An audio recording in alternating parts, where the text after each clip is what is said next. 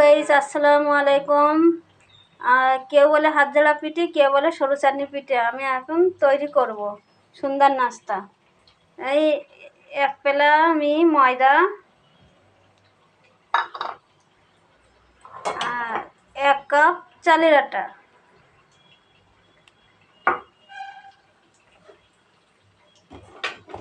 স্বাদ অনুযায়ী লবণ আর উমচুমি গরম পানি, হাতে যেমন চবে তেমন পানি দিয়ে ফেটে নিতে হবে। অল্প অল্প করে দিয়ে ফাটাতে হবে, যেন পাতলা হবে না, ঘন হবে না, মিডিয়াম মতন হবে।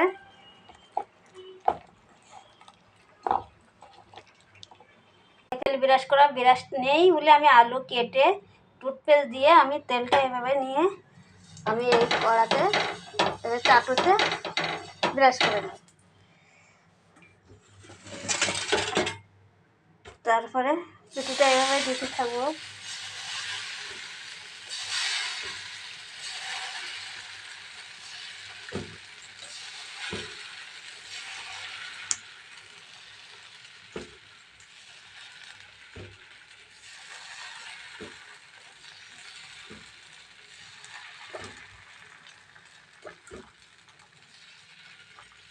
দেখেন বন্ধুরা কেমন হয়েছে, খুব সুন্দর উঠে যাচ্ছে।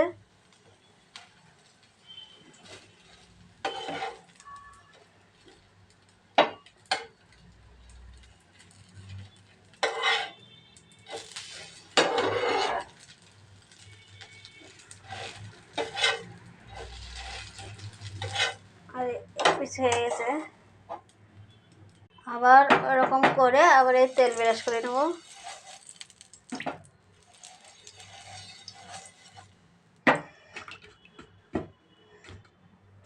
আবার এরকম করে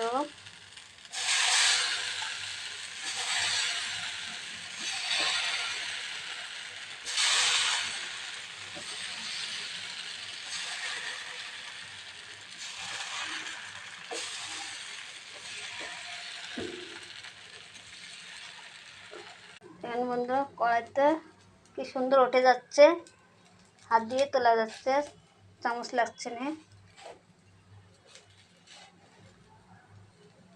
বন্ধুরা দেখেন হাতের সাহায্য কি সুন্দর উঠে আসবে।